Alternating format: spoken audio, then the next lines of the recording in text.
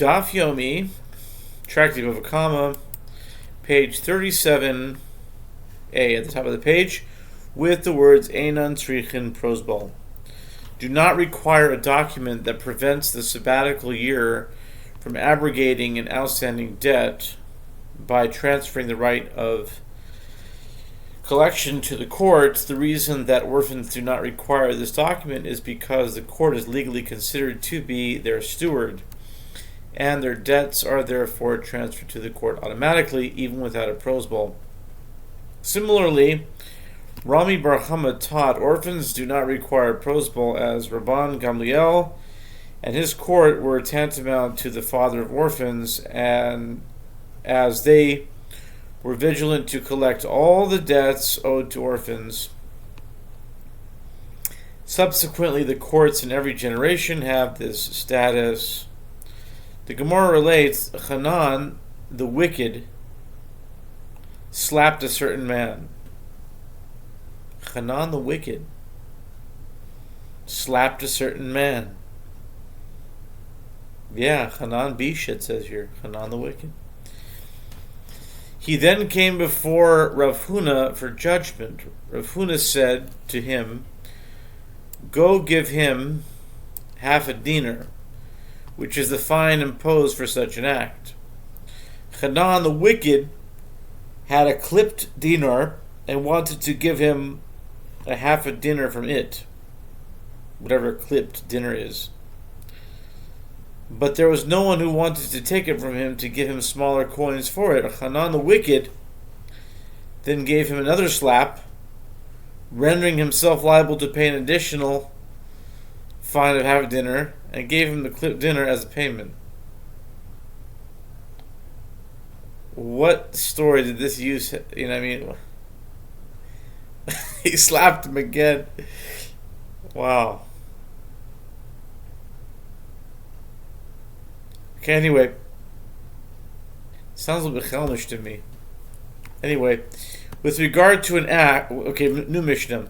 Shor shehu muad lemino. With regard to an ox that is forewarned with regard to his own species, as it already gored other oxen 3 times, but it is not forewarned with regard to other species, or an ox that is forewarned with regard to people, but is not forewarned with regard to animals, or one that is forewarned with regard to small specimens of the species, but is not forewarned with regard to large specimens of that species.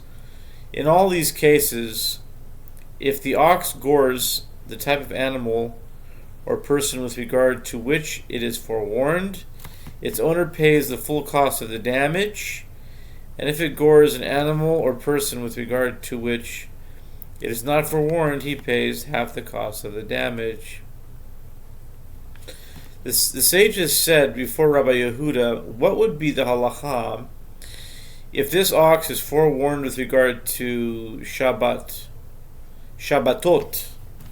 to Sabbaths, but it is not forewarned with regard to weekdays?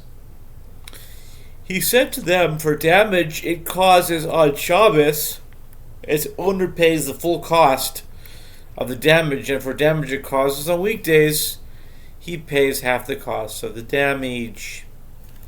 When is it rendered innocuous again after being forewarned? With regard to Shabbat, it reverts to its innocuous status when its behavior reverts to normal. In other words, when it refrains from goring for 3 days of Shabbat. In other words, Shabbat in 3 successive weeks. Gemara, it was stated that Rav Zvid said, the version of the Mishnah that we learned states, with regard to an ox that is forewarned with regard to its own species, but is not forewarned with regard to other species, referring to an ox that is proven to be innocuous with regard to other species. If it gores another species, its owner pays only half the cost of the damage. Rav Papa said, the version of the Mishnah that we learned states, an ox that is forewarned with regard to its own species is not forewarned with regard to other species. Accordingly, the Mishnah is teaching that the fact that it is forewarned with regard to goring one species does not render it forewarned with regard to goring other species until it is proven otherwise.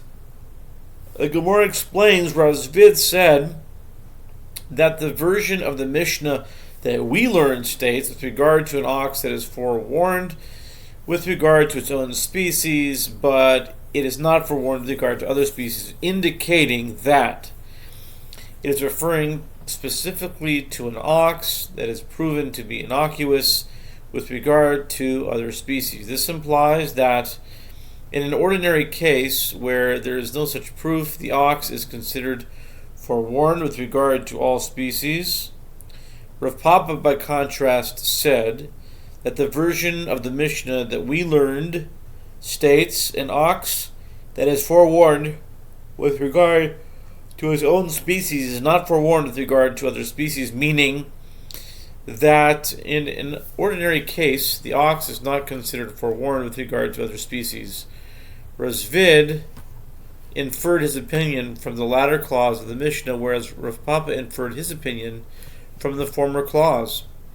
Razvid inferred his opinion from the latter clause as it teaches, an ox that is forewarned with regard to small specimens of a species, but is not forewarned with regard to large specimens of that species, granted, if you say that the Mishnah teaches in the first clause with regard to an ox that is forewarned with regard to its own species, but is not forewarned with regard to other species, indicating that in an ordinary case, the ox is considered forewarned with regard to all animals.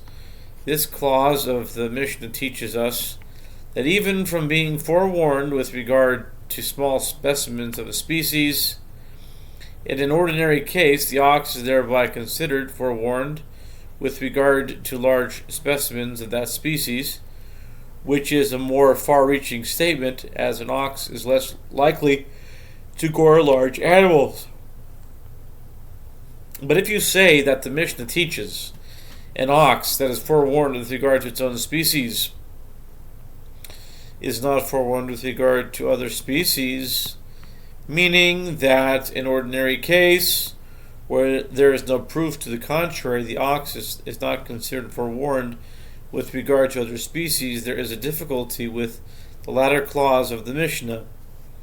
The Gemara explains, now that it can be said that from being forewarned with regard to small oxen, in an ordinary case, the ox is not thereby considered forewarned with regard to small animals in general, need it be said that from being forewarned with regard to small specimens of a species, it is not thereby considered forewarned with regard to large specimens of that species? It must be that the Mishnah reads, but it is not forewarned, indicating that only when the ox is proven to be innocuous with regard to other species, and then it gores other species, is its owner liable to pay only half the cost of the damage. Otherwise, he must pay the full cost of the damage.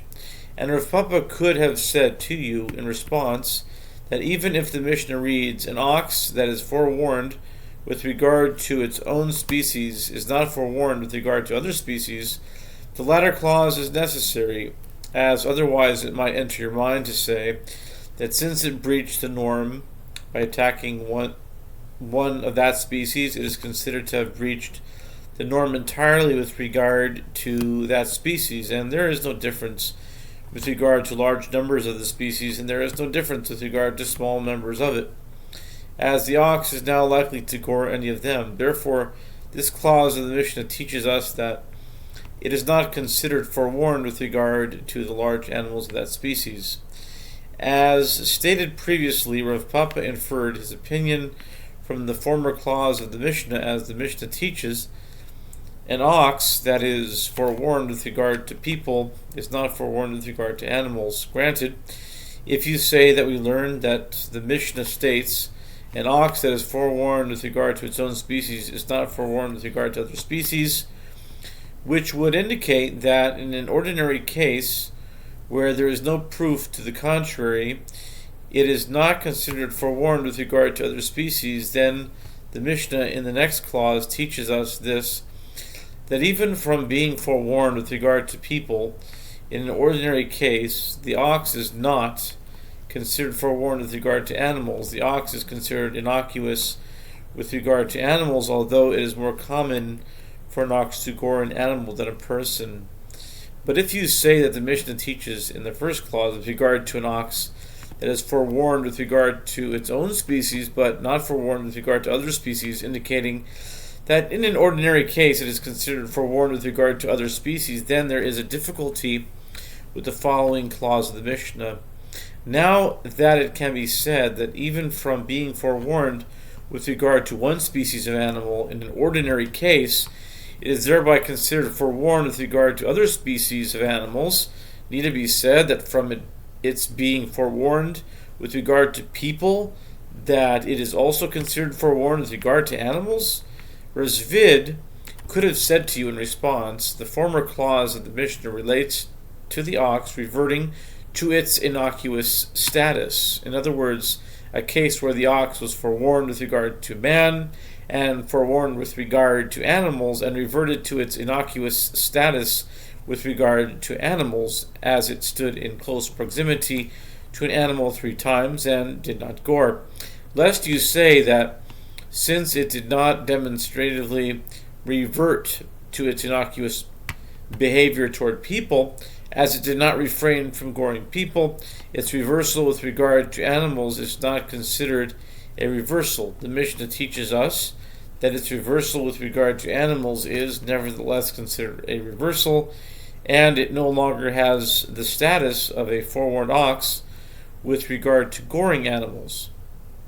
The Gemara raises an objection to Razvid's opinion from a brisa. Sumcha says, an ox that is forewarned with regard to people is considered forewarned with regard to animals due to an a fortiori inference. It's like here's a good case of the Bible codes where Zevi, his name was Zevi, said, "What are you doing?" And he talked about Simchas. I went to Simcha, his father's house, and just today I talked to Zevi, and Zvid is kind of like Zevi, and Simchas is kind of like Simcha. It's a good example of the Bible codes. The Gemara raises an objection to Zvid's opinion from a Braita. Simchas says an ox that is forewarned with regard to people is considered forewarned with regard to animals due to an effort for inference. If it is forewarned with regard to people, it is not clear. Is it not clear, all the more so that it is forewarned with regard to animals? The Gemara elaborates by inference the first Tana of the Mishnah is saying that the ox is not considered forewarned with regard to animals in accordance with the opinion of Rav Papa. The Gemara answers, or Zvid could have said to you that Sumchas' statement can be interpreted as relating to the ox reverting to its innocuous status, and this is what he's saying to the first Tana. Contrary to what you are saying, that the ox's reversal with regard to animals is considered reversal. Reversal with regard to animals is not considered a reversal due to a kal v'chomer from a halacha. An animal forewarned with regard to people, if an ox has not reverted to its innocuous behavior toward people, is it not clear, all the more so that it has not truly reverted to its innocuous behavior toward animals? Wow, that's a pretty long daf. Okay, I think we'll do part B due to time.